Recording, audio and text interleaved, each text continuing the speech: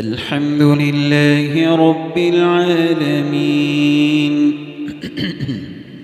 الرحمن الرحيم مالك يوم الدين إياك نعبد وإياك نستعين اهدنا الصراط المستقيم صراط الذين أنعمت عليهم غير المغضوب عليهم ولا الضالين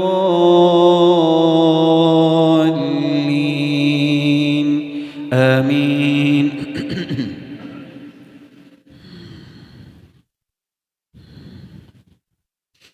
وما أبرئ نفسي إن النفس لأمارة بالسوء إلا ما رحم ربي إن ربي غفور رحيم. وقال الملك ائتوني به أستخلصه لنفسي فلما كلمه قال إنك اليوم لدينا مكين أمين. قال اجعلني على خزائن الأرض إني حفيظ عليم. وكذلك مكنا ليوسف في الأرض يتبوأ منها حيث يشاء نصيب برحمتنا من نشاء ولا نضيع أجر المحسنين. ولأجر الآخرة خير للذين آمنوا وكانوا يتقون.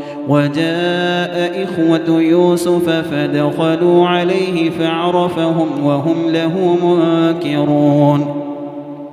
ولما جهزهم بجهازهم قال ائتوني بأخ لكم من أبيكم ألا ترون أني أوفي الكيل وأنا خير المنزلين. فإن لم تأتوني به فلا كيل لكم عندي ولا تقربون. قالوا سنراود عنه أباه وإنا لفاعلون. وقال لفتيانه اجعلوا بضاعتهم في رحالهم لعلهم يعرفونها إذا انقلبوا إلى أهلهم لعلهم يرجعون.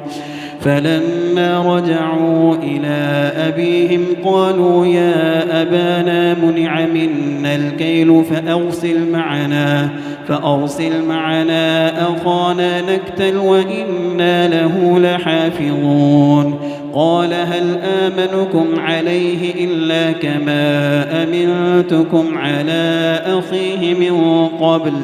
فالله خير حافظا وهو أرحم الراحمين. ولما فتحوا متاعهم وجدوا بضاعتهم ردت إليهم قالوا يا أبانا ما نبغي هذه بضاعتنا ردت إلينا ونمير أهلنا ونحفظ أخانا ونزداد كيل بعير ذلك كيل يسير. قال لن أرسله معكم حتى تؤتون موثقا من الله لتأتونني به إلا أن يحاط بكم. فلما آتوه موثقهم قال الله على ما نقول وكيل. وقال يا بني لا تدخلوا من باب واحد وادخلوا من أبواب متفرقة وما أغني عنكم من الله من شيء إن الحكم إلا لله أمر.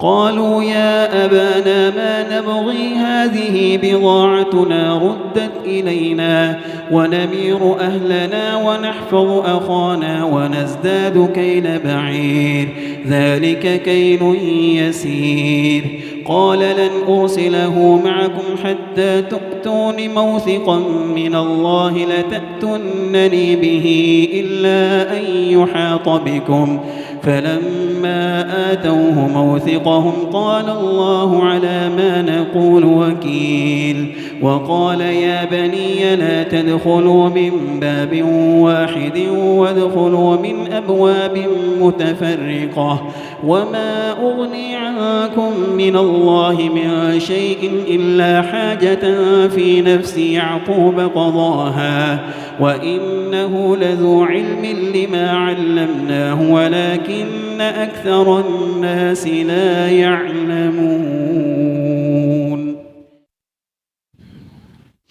ولما دخلوا على يوسف آوى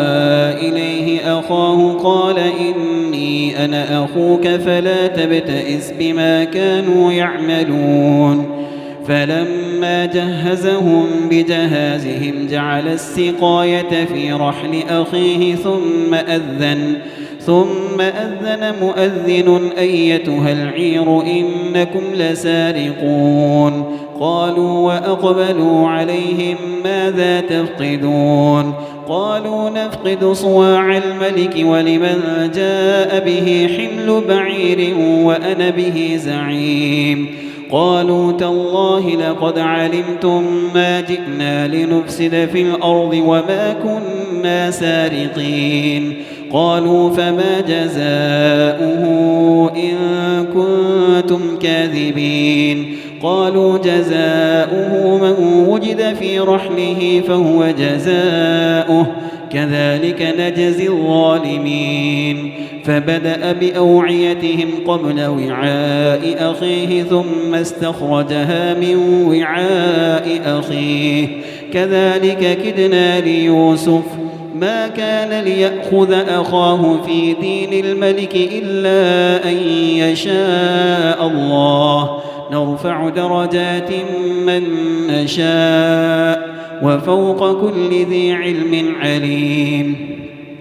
قالوا إن يسرق فقد سرق أخ له من قبل فأسرها يوسف في نفسه ولم يبدها لهم. قال أنتم شر مكانا والله أعلم بما تصفون. قالوا يا أيها العزيز إن له أبا شيخا كبيرا فخذ أحدنا مكانه إنا نراك من المحسنين. قال معاذ الله أن نأخذ إلا من وجدنا متاعنا عنده إنا إذا لظالمون.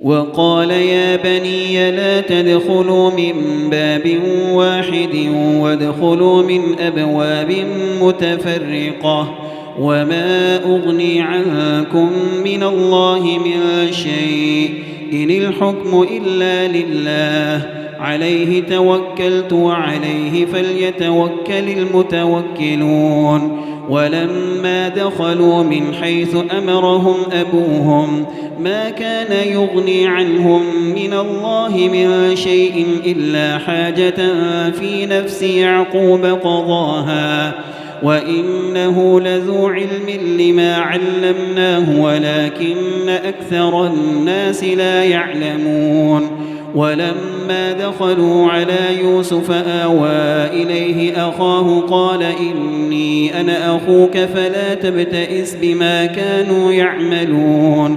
فلما جهزهم بجهازهم جعل السقاية في رحل أخيه ثم أذن مؤذن أيتها العير إنكم لسارقون. قالوا وأقبلوا عليهم ماذا تفقدون؟ قالوا نفقد صواع الملك ولمن جاء به حمل بعير وأنا به زعيم. قالوا تالله لقد علمتم ما جئنا لنفسد في الأرض وما كنا سارقين. قالوا فما جزاؤه إن كنتم كاذبين؟ قالوا جزاؤه من وجد في رحله فهو جزاؤه كذلك نجزي الظالمين. فبدأ بأوعيتهم قبل وعاء أخيه ثم استخرجها من وعاء أخيه كذلك كدنا ليوسف ما كان ليأخذ أخاه في دين الملك إلا أن يشاء الله نرفع درجات من نشاء وفوق كل ذي علم عليم قالوا إن يسرق فقد سرق أخ له من قبل فأسرها يوسف في نفسه ولم يبدها لهم قال أنتم شر مكانا والله أعلم بما تصفون قالوا يا أيها العزيز إن له أبا شيخا كبيرا فخذ أحدنا مكانه إنا نراك من المحسنين قال معاذ الله أن نأخذ إلا من وجدنا متاعنا عنده إنا إذا لظالمون فلما استيئسوا منه خلصوا نجيا قال كبيرهم ألم تعلموا أن أباكم قد أخذ عليكم موثقا من الله ومن قبل ما فرطتم في يوسف فلن أبرح الأرض حتى يأذن لي أبي أو يحكم الله لي وهو خير الحاكمين ارجعوا إلى أبيكم فقولوا يا أبانا إن ابنك سرق وما شهدنا إلا بما علمنا وما كنا للغيب حافظين واسأل القرية التي كنا فيها والعير التي أقبلنا فيها وإنا لصادقون قال بل سولت لكم أنفسكم أمرا فصبر جميل عسى الله أن يأتيني بهم جميعا إنه هو العليم الحكيم وتولى عنهم وقال يا أسفا على يوسف وابيضت عيناه من الحزن فهو كظيم قالوا تالله تفتأ تذكر يوسف حتى تكون حرضا أو تكون من الهالكين قال إنما أشكو بثي وحزني إلى الله وأعلم من الله ما لا تعلمون يا بني يذهبوا فتحسسوا من يوسف وأخيه ولا تيأسوا من روح الله إنه لا ييأس من روح الله إلا القوم الكافرون فلما دخلوا على يوسف يا بني يذهبوا فتحسسوا من يوسف وأخيه ولا تيأسوا من روح الله إنه لا ييأس من روح الله إلا القوم الكافرون فلما دخلوا على يوسف آوى إليه فلما دخلوا عليه قالوا يا أيها العزيز مسنا وأهلنا الضر وجئنا ببضاعة مزداة فأوف لنا الكيل وتصدق علينا إن الله يجزي المتصدقين قال هل علمتم ما فعلتم بيوسف وأخيه إذ أنتم جاهلون قالوا أئنك لأنت يوسف قال أنا يوسف وهذا أخي قد من الله علينا إنه من يتق ويصبر فإن الله لا يضيع أجر المحسنين قالوا تالله لقد آثرك الله علينا وإن كنا لخاطئين قال لا تثريب عليكم اليوم يغفر الله لكم وهو أرحم الراحمين اذهبوا بقميصي هذا فألقوه على وجه أبي يأت بصيرا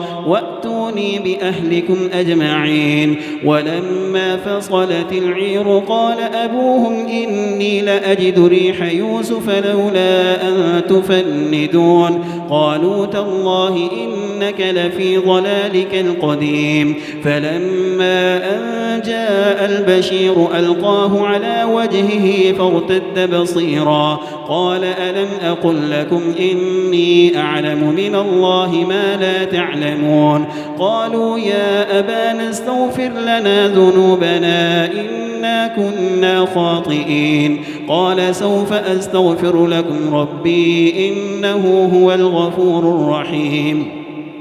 فلما دخلوا على يوسف آوى إليه أبويه وقال ادخلوا مصر إن شاء الله آمنين ورفع أبويه على العرش وخروا له سجدا وقال يا أبت هذا تأويل رؤياي من قبل قد جعلها ربي حقا وقد أحسن بي إذ أخرجني من السجن وجاء بكم من البدو من بعد أن نزغ الشيطان بيني وبين إخوتي إن ربي لطيف لما يشاء إنه هو العليم الحكيم رب قد آتيتني من الملك وعلمتني من تأويل الأحاديث فاطر السماوات والأرض أنت ولي في الدنيا والآخرة توفني مسلما وألحقني بالصالحين ذلك من أنباء الغيب نوحيه إليك وما كنت لديهم إذ أجمعوا أمرهم وهم يمكرون وما أكثر الناس ولو حرصت بمؤمنين وما تسألهم عليه من أجر إن هو إلا ذكر للعالمين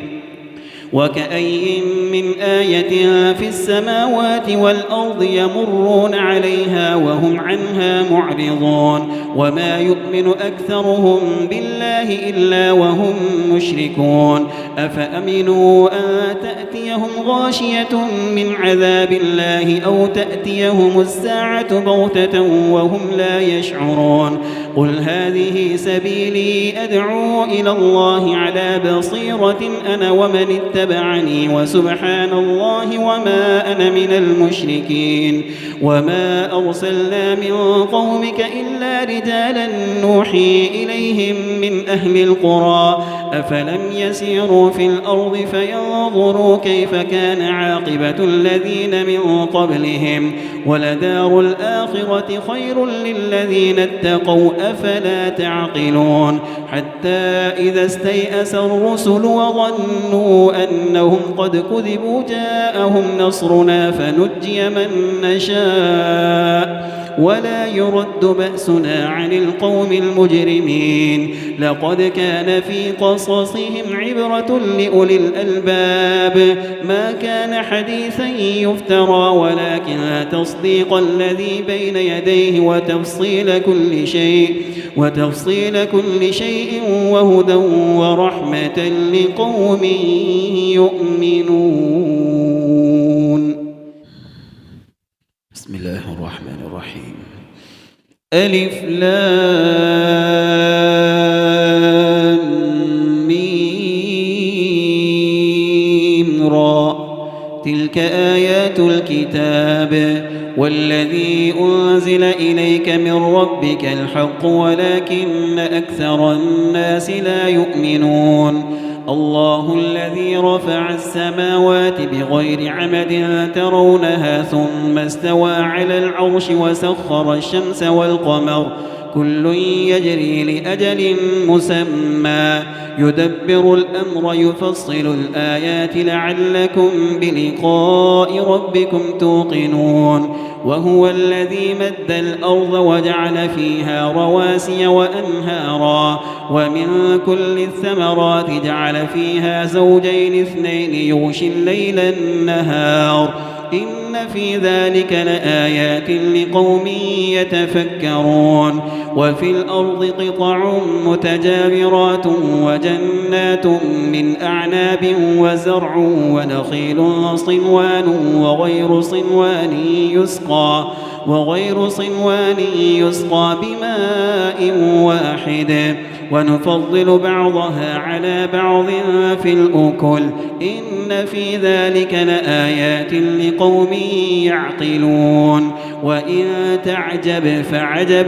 قولهم أإذا كنا ترابا أإنا لفي خلق جديد أولئك الذين كفروا بربهم وأولئك الأغلال في أعناقهم وأولئك أصحاب النار هم فيها خالدون ويستعجلونك بالسيئة قبل الحسنة وقد خلت من قبلهم المثلات وإن ربك لذو مغفرة للناس على ظلمهم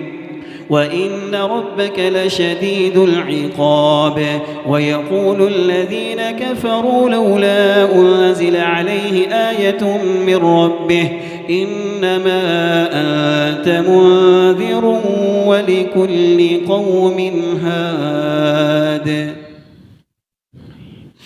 الله يعلم ما تحمل كل أنثى وما تغيض الأرحام وما تزداد وكل شيء عنده بمقدار عالم الغيب والشهادة الكبير المتعال سواء منكم من أسر القول ومن جهر به ومن هو مستخف بالليل وسارب بالنهار له معقبات من بين يديه ومن خلفه يحفظونه من أمر الله إن الله لا يغير ما بقوم حتى يغيروا ما بأنفسهم وإذا أراد الله بقوم سوءا فلا مرد له وما لهم من دونه من وال هو الذي يريكم البرق خوفا وطمعا وينشئ السحاب الثقال ويسبح الرعد بحمده والملائكة من خيفته ويرسل الصواعق فيصيب بها من يشاء وهم يجادلون في الله وهو شديد المحال له دعوة الحق والذين يدعون من دونه لا يستجيبون لهم بشيء إلا كباسط كفيه إلى الماء ليبلغ فاه وما هو ببالغه وما دعاء الكافرين إلا في ضلال ولله يسجد من في السماوات والأرض طوعا وكرها وظلالهم بالغدو والآصال الله أكبر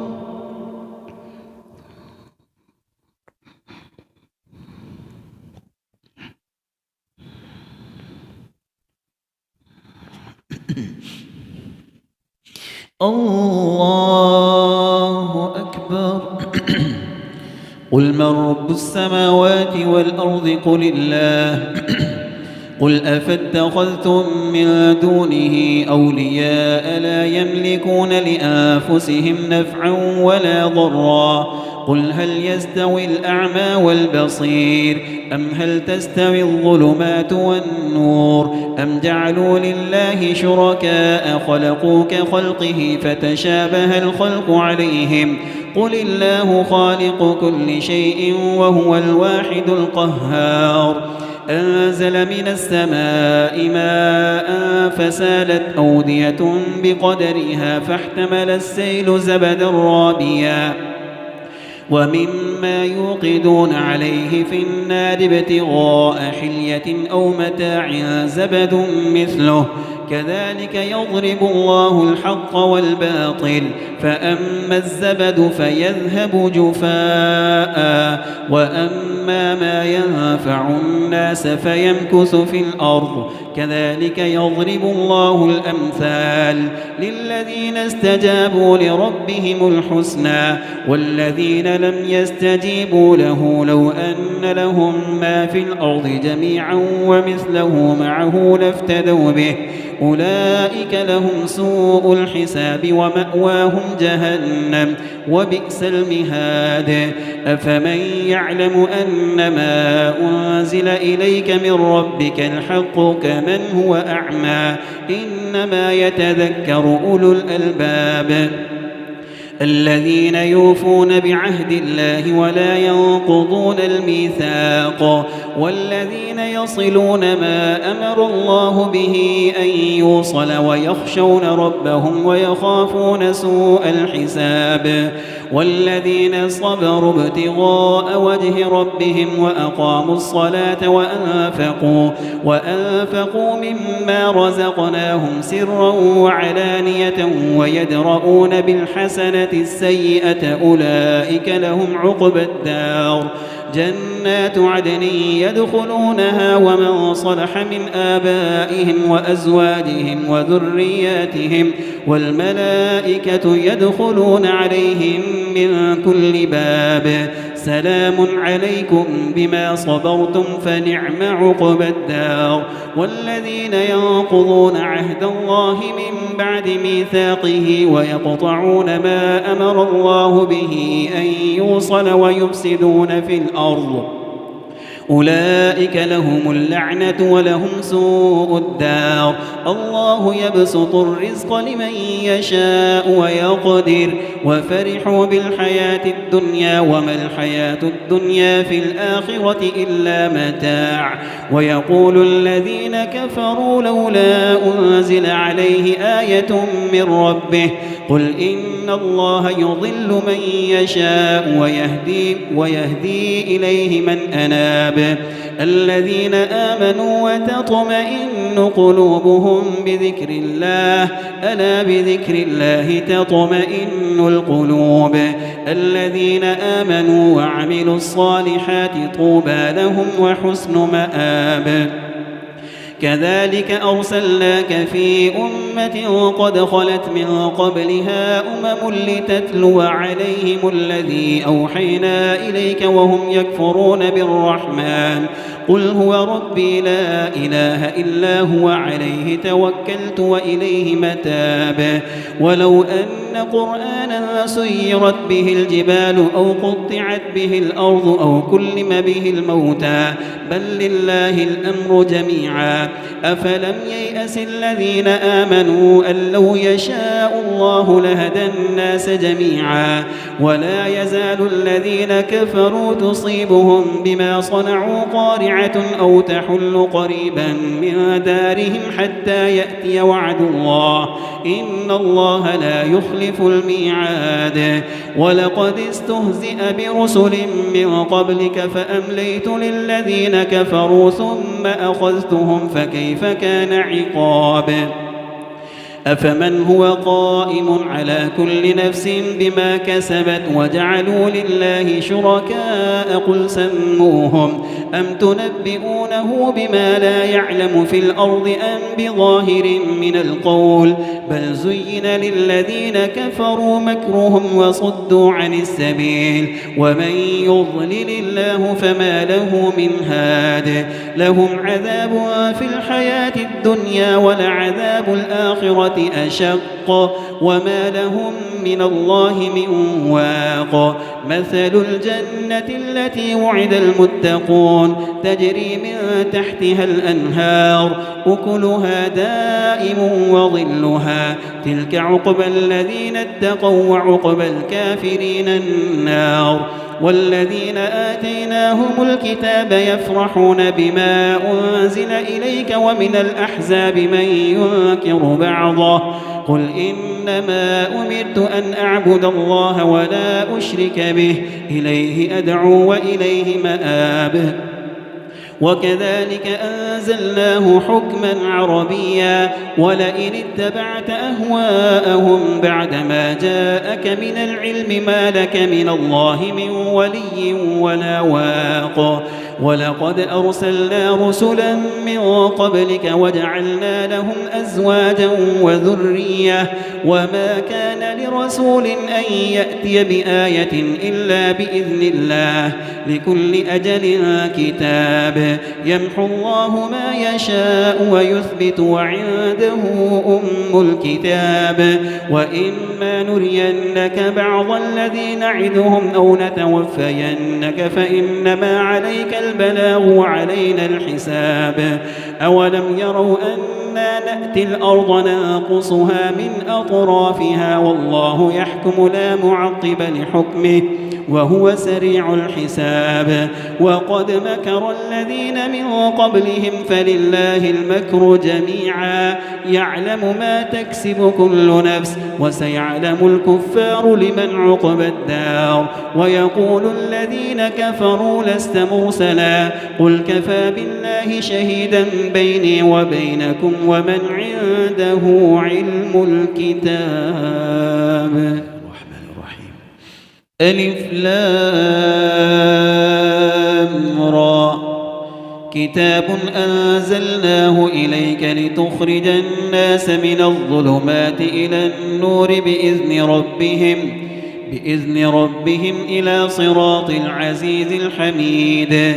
الله الذي له ما في السماوات وما في الأرض وويل للكافرين من عذاب شديد. الذين يستحبون الحياة الدنيا على الآخرة ويصدون عن سبيل الله ويبغونها عوجا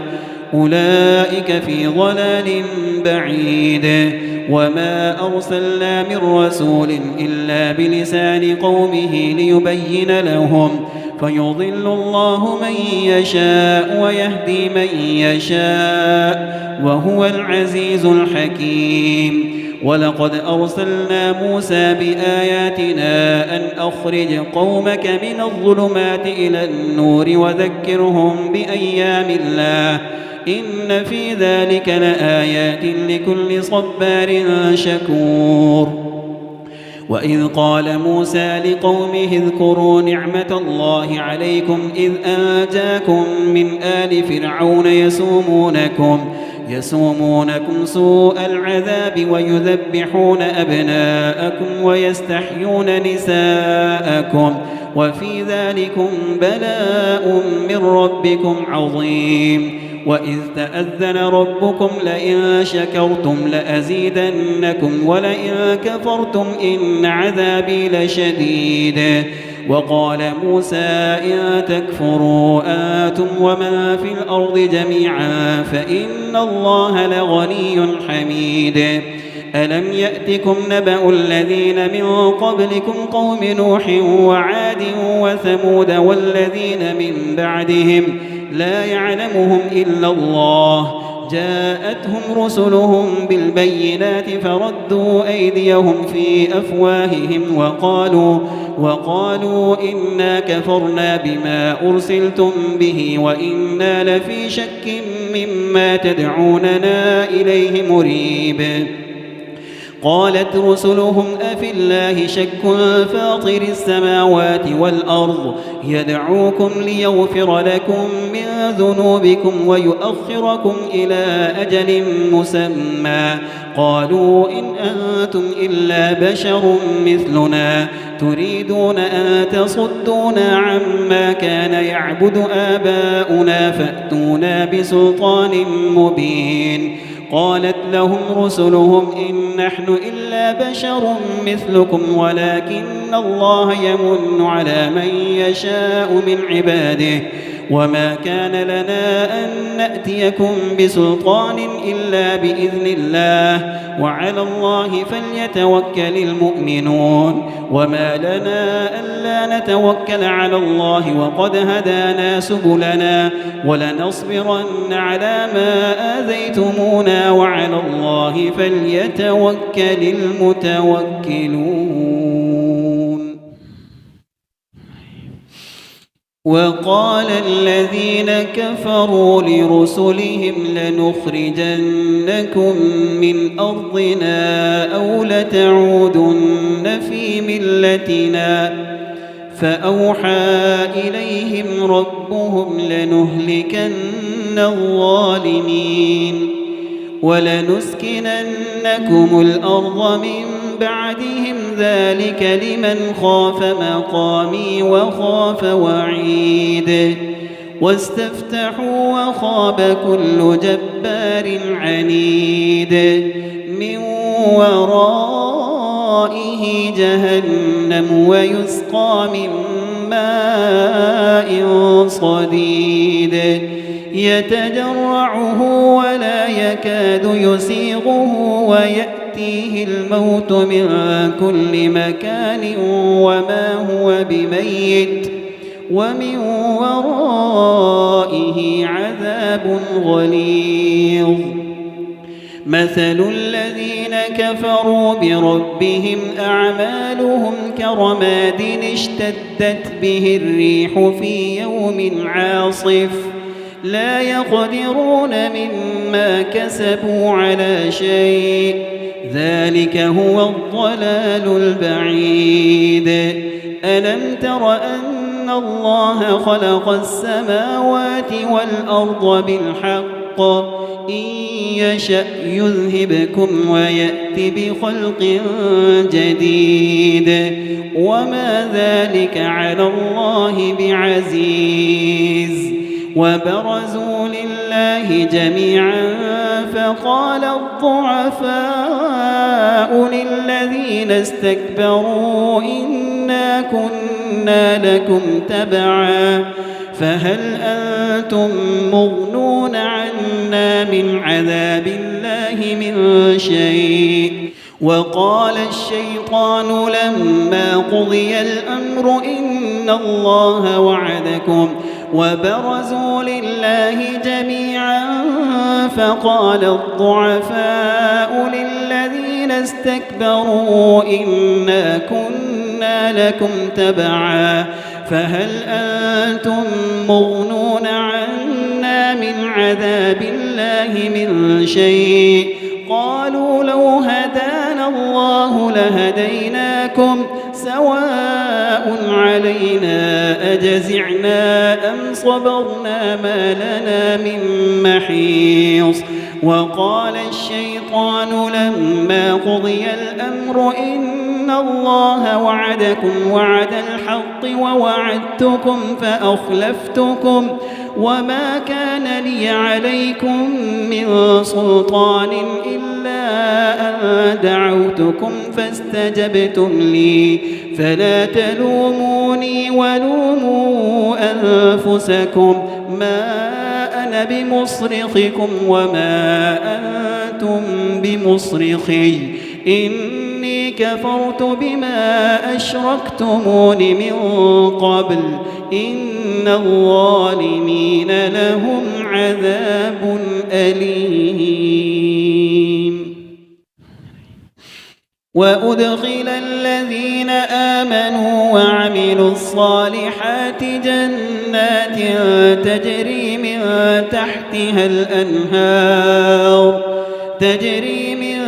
تحتها الأنهار خالدين فيها بإذن ربهم تحيتهم فيها سلام. ألم تر كيف ضرب الله مثلا كلمة طيبة كشجرة طيبة أصلها ثابت وفرعها في السماء تؤتي أكلها كل حين بإذن ربها ويضرب الله الأمثال للناس لعلهم يتذكرون. ومثل كلمة خبيثة كشجرة خبيثة اجتثت من فوق الأرض ما لها من قرار. يثبت الله الذين آمنوا بالقول الثابت في الحياة الدنيا وفي الآخرة ويضل الله الظالمين ويفعل الله ما يشاء. ألم تر إلى الذين بدلوا نعمة الله كفرا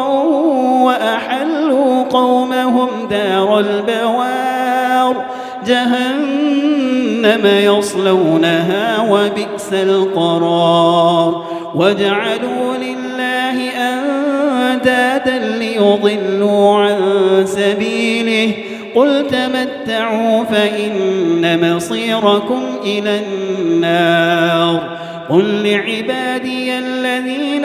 آمنوا يقيموا الصلاة وينفقوا مما رزقناهم وينفقوا مما رزقناهم سرا وعلانية من قبل أن يأتي يوم لا بيع فيه ولا خلال. الله الذي خلق السماوات والأرض وأنزل من السماء ماء فأخرج به من الثمرات رزقا لكم وسخر لكم الفلك لتجري في البحر بأمره وسخر لكم الشمس والقمر دائبين وسخر لكم الليل والنهار وآتاكم من كل ما سألتموه وإن تعدوا نعمة الله لا تحصوها إن الإنسان لظلوم كفار. وإذ قال إبراهيم رب اجعل هذا البلد آمنا واجنبني وبني أن نعبد الأصنام رب إنهن أضللن كثيرا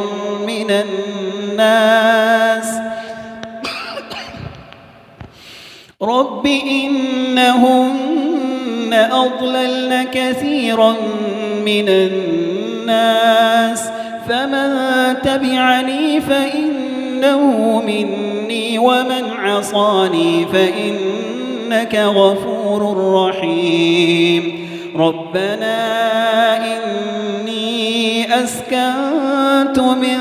ذريتي بواد غير ذي زرع عند بيتك المحرم ربنا ليقيموا الصلاة فاجعل أفئدة من الناس تهوي إليهم وارزقهم من الثمرات لعلهم يشكرون. ربنا إنك تعلم ما نخفي وما نعلن وما يخفى على الله من شيء في الأرض ولا في السماء. الحمد لله الذي وهبني على الكبر إسماعيل وإسحاق إن ربي لسميع الدعاء. رب اجعلني مقيم الصلاة ومن ذريتي ربنا وتقبل دعاء. ربنا اغفر لي ولوالدي وللمؤمنين يوم يقوم الحساب.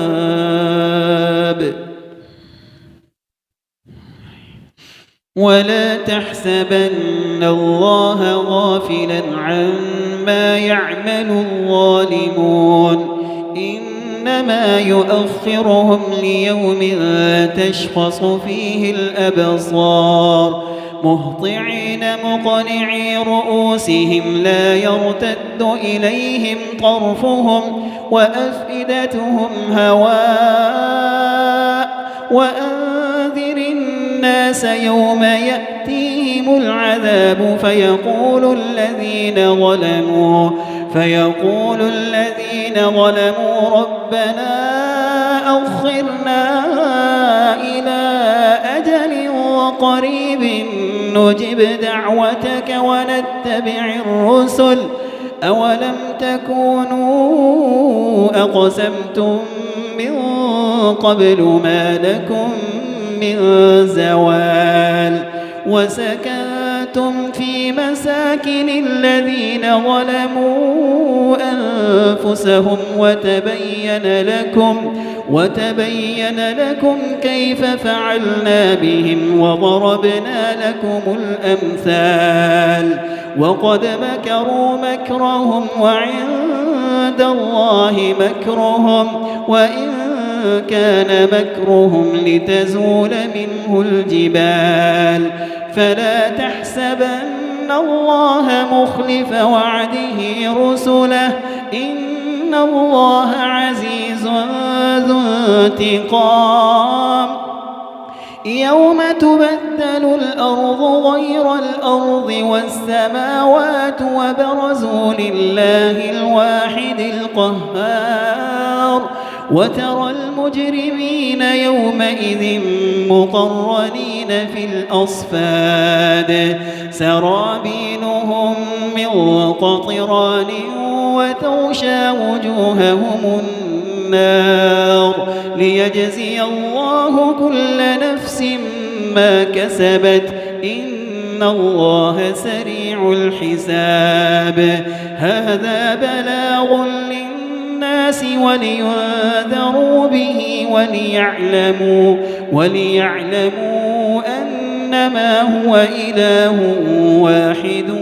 وليذكر أولو الألباب الله أكبر